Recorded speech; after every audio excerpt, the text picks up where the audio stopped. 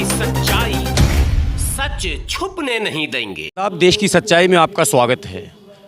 पश्चिम बंगाल की खबरें लगातार सुर्खियों में हैं और अब तो ये खबर चलने लगी है कि किसी भी वक्त राज्यपाल की अनुशंसा पर राष्ट्रपति शासन का भी ऐलान हो सकता है।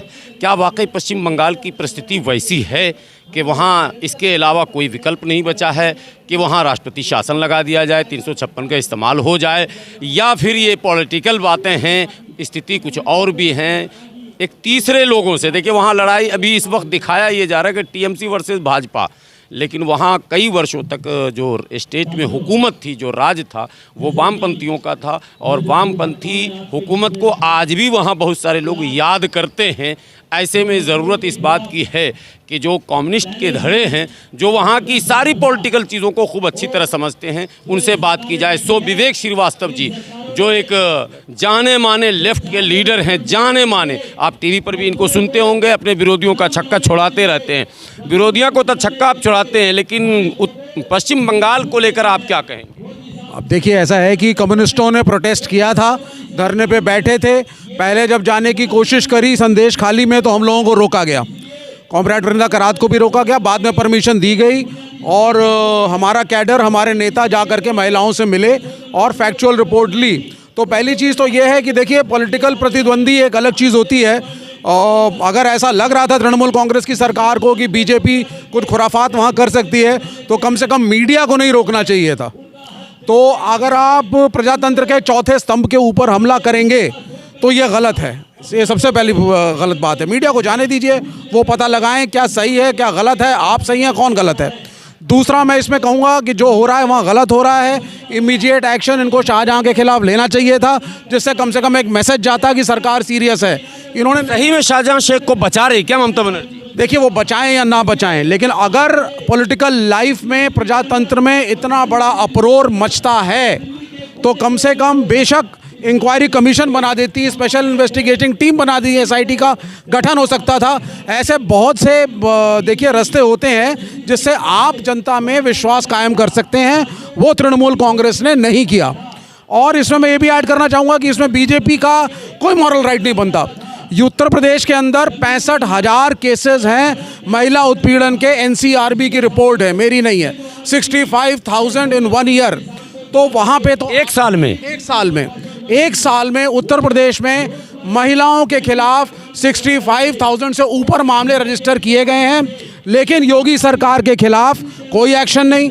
योगी की सरकार को बर्खास्त करने के बारे में कोई बातचीत नहीं। यही तो कमाल है, आप पर यही तो आरोप है। आप कैसे विपक्ष हैं कि उत्तर प्रदेश में शांति दिख रही है और अगर दूसरे राज्य में जहां मैंने नॉन बीजेपी सरकार है, वहां बीजेपी हंगामा कर देती है? नहीं, हम बीजेपी के बिल्कुल खिलाफ हैं, आइडियोलॉजिकली खिलाफ हैं। हमारा मानना है कम्युनल सरकार है, फांसीवाद की तरफ है, माइनॉरिटीज़ का उत्पीड़न है, प्रोग्रेसिव बिल्कुल नहीं है। तो बीजेपी से लेफ्ट का एक आइडियोलॉजिकल डिफरेंस है जो हमेशा रहेगा। तृणमूल में हमारी ये नाराज़गी है कि लॉ एंड ऑर्डर नहीं मेंटेन होता है, इलेक्शन फेयर नहीं होते हैं, कैंडिडेट्स के पर्चे नहीं भरने दिए जाते हैं, ये एक नाराज़गी अलग है। लेकिन बीजेपी का मॉरल बम नहीं बरसाया जाता है। लेकिन देखिए, बीजेपी का मॉरल राइट नहीं है कि वो इस इशू पे आकर के दूध की धुली बने। और आप चुप रहेंगे तो बीजेपी ही बोलेगी ना। हम चुप नहीं हैं। वृंदा करात सबसे मिल के आई हैं, पूरे कम्युनिस्टों का पैनल लेकर के गई हैं, बहुत से कॉमरेड वहाँ पर गए हैं। दूसरी बात मैं बताऊँ आपको, बीजेपी की ये कोशिश रही थी कि इस इशू को कम्युनल एंगल दे, तो इन्होंने कहा साहब हिंदू महिलाएं हैं और जो उत्पीड़न करने वाला मनुष्य है वो एक मुसलमान है। तो इन्होंने इसको हिंदू वर्सेस मुस्लिम करने की कोशिश करी। इस पे भी लेफ्ट ने क्लैरिफिकेशन दिया, क्राइम क्राइम है जब वो प्रूव होगा, लेकिन अगर प्रूफ भी हुआ तो आप उसको हिंदू मुसलमान का एंगल मत दीजिए। और अगर आपको ये लग रहा है कि अगर एक मुसलमान हिंदुओं के खिलाफ क्राइम करता है तो उसको मुसलमानों के वोट मिलते हैं, ये नैरेटिव एब्सोल्युटली गलत है। तो ये देश में संदेश खाली को दिखा करके, कम्युनल एनवायरनमेंट फैला करके वोटों की राजनीति बीजेपी करना चाहती है। आप वो गैप देते हैं पॉलिटिकल, ये लड़ाई चूंकि सत्ता में आप रहे पश्चिम बंगाल में, भाजपा तो कभी रही नहीं, सत्ता आपसे छीनी गई है, तो विपक्ष की भूमिका में आपको होना चाहिए था और आप गैप देते हैं तो भाजपा लोक रही है और वो कॉमनल कर रही है। हम विपक्ष में हैं, स्ट्रांगली विपक्ष में हैं। तृणमूल कांग्रेस के खिलाफ हमारी आवाज़ है इन इश्यूज़ के ऊपर। वो अलग इशू है कि तृणमूल कांग्रेस INDIA का घटक दल है, लेकिन जब लॉ एंड ऑर्डर की बात आती है तो कांग्रेस पार्टी ने भी प्रोटेस्ट किया, अधीर रंजन चौधरी ने भी धरना दिया, बड़े नेता हैं, मेंबर ऑफ पार्लियामेंट हैं, उनको भी नहीं जाने दिया, उनको भी नहीं मिलने दिया। तो हमारी अपील तृणमूल से यही रही थी कि ट्रांसपेरेंसी को लाओ। जहाँ तक राष्ट्रपति शासन का सवाल है, हमारे हिसाब से राष्ट्रपति शासन बिल्कुल आखिरी दाव होना चाहिए। ये पॉलिटिकल मामला है, बार बार राष्ट्रपति शासन लगा दूंगा, अभी फीडबैक लिया जा रहा है, राष्ट्रपति कुछ कहने वाले हैं, इस तरह की खबरें चलाई जा रही है। ये इतने से घटना में मतलब राष्ट्रपति शासन का औचित्य बनता है क्या? नहीं, हम राष्ट्रपति शासन लगाने के पक्ष में नहीं है, क्योंकि राष्ट्रपति शासन का मिसयूज़ बहुत सी केंद्र सरकारें करेंगी आने वाले टाइम में, अगर उस स्टेट के अंदर उनके पार्टी की सरकार ना हो। और हमें ऐसा लगता है कि ये जो फांसीवादी सरकार है, ये तो अपनी बाउंड्रीज़ को और भी ज़्यादा ख़राब करेगी। तो आज ये बंगाल में इस चीज़ को लगाने की कोशिश करेंगे, कल ये हिमाचल में ट्राई करेंगे, कल ये केरल में ट्राई करेंगे। तो इसलिए ये अंतिम विकल्प होता है, हम इसके फेवर में नहीं हैं।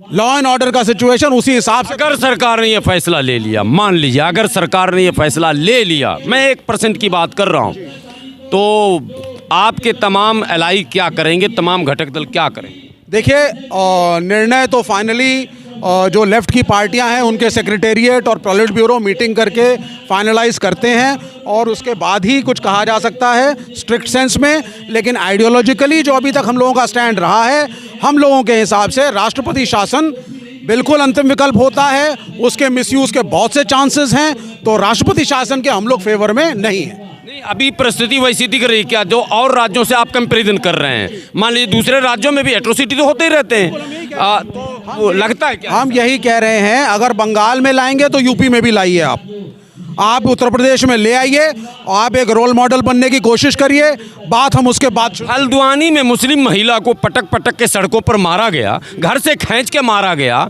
गिरफ्तार किया गया, उसको विलेन बनाया गया, तो वहाँ एट्रोसिटी नहीं है? देखिए, एट्रोसिटी हर राज्य के अंदर है, ये कम्युनल सरकार है, RSS का एक एजेंडा है, एक काल्पनिक हिंदू राष्ट्र का, 5000 से 10,000 साल पुरानी संस्कृति का। ये रियलिस्टिकली बिहेव नहीं कर रहे हैं। और 2024 को जीतने के लिए इन्होंने उत्तराखंड में UCC लाए, उल्टी सीधी UCC, आदिवासी उसके बाहर हैं, उनकी महिलाएं। ये एक्सक्लूड इंक्लूड का क्या मतलब? नहीं, मैं वही आपसे कौन सा UCC? मैं आपसे वही कह रहा हूँ, उत्तराखंड के अंदर जो UCC लाए हैं वो UCC है ही नहीं। आपने आदिवासी समुदाय को बाहर रखा, उन महिलाओं को आपने बाहर रखा, अनरियलिस्टिक है। सिर्फ एक मैसेज देने की कोशिश कि हम मुसलमानों को कंट्रोल करेंगे। उसके बाद राम मंदिर, शंकराचार्य की एडवाइस के खिलाफ जाकर के जल्दीबाजी में, हालांकि मैं तो एक नॉन बिलीवर हूँ, लेकिन फिर भी जो सो कॉल प्रोटोकॉल हिंदू कल्चर के हिसाब से होता है वो भी नहीं फॉलो किया। सिर्फ एक ही चीज़ थी कि राम मंदिर को जल्द से जल्द हम 22 जनवरी को हम इनॉग्रेट करें, उसके 1 महीने के बाद हम लोग आचार संहिता लगा देंगे और कहीं ना कहीं इस टेम्पल का बेनिफिट हम ले सकते हैं। तो जगह जगह पे एक anti minority, anti Muslim movement create करने की कोशिश बीजेपी की है।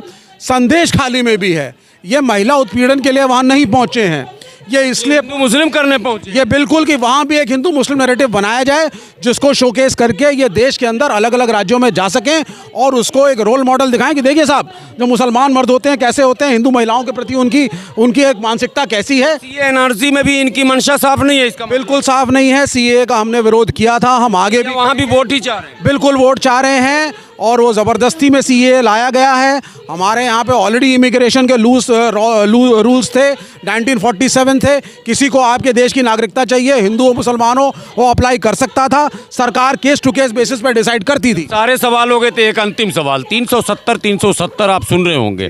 370 के मैंने हटने के बाद मोदी जी कह रहे हैं अब हम 370 सीट ही जीतेंगे। क्या 371 पर भी बोलने की हिम्मत रखती है सरकार? देखिए, ये भी हिंदू मुस्लिम ही रहे। 370 इन्होंने हटाया, अनकॉन्स्टिट्यूशनली हटाया, बिना प्रॉपर प्रोसीजर्स के हटाया। हम लोगों ने उसकी मुखालिफत भी करी और इन्होंने कहा साहब कुछ महीनों की बात है, कश्मीर नॉर्मल हो जाएगा। कश्मीर आज तक नॉर्मल नहीं है। फ़ौज का काम नहीं है राज्यों को चलाना, it has to be a political solution. वो कश्मीर में नहीं है। इलेक्शन अभी भी नहीं हुए हैं, होंगे तो किस रूप में होंगे मैं नहीं जानता हूँ। तो एक utter failure Jammu and Kashmir में केंद्र की सरकार का रहा है। कश्मीर हमारे देश का इंटीग्रल पार्ट है, किसी ने क्वेश्चन नहीं किया, लेकिन हर राज्य की अलग समस्याएं हैं, अलग कंडीशंस हैं, उसके हिसाब से मैच्योर्ड तरीके से हमें बिहेव करना चाहिए, पॉपुलिज्म के हिसाब से नहीं। तो अभी तो ये सरकार सिर्फ 2024 पे फोकस कर रही है, डेवलपमेंट ओरिएंटेड इनकी पॉलिटिक्स नहीं है, डेवलपमेंट ओरिएंटेड इनके इश्यूज़ नहीं है। तो कहीं ना कहीं हमें लग रहा है लेकिन कि 2024 में सत्ता से हटेंगे। फाइनली मैं ये मान लूं कि अगर 356 का इस्तेमाल सरकार करती है तो आप लोग विरोध करेंगे? जी बिल्कुल करेंगे, बिल्कुल करेंगे, बड़ा क्लियर। बहुत बहुत शुक्रिया। विवेक श्रीवास्तव जी थे, लेफ्ट के बड़े चेहरे हैं और बहुत बेबाक ढंग से अपनी बात रखते हैं, अपने आइडियोलॉजी को शब्दों में पिरो कर रखते हैं और डिबेट में कभी भी किसी के सामने जो है इन्होंने झुकना गवारा नहीं किया और बिल्कुल ही ईंट का जवाब जिसको पत्थर से कहते हैं वो अक्सर देने में माहिर हैं।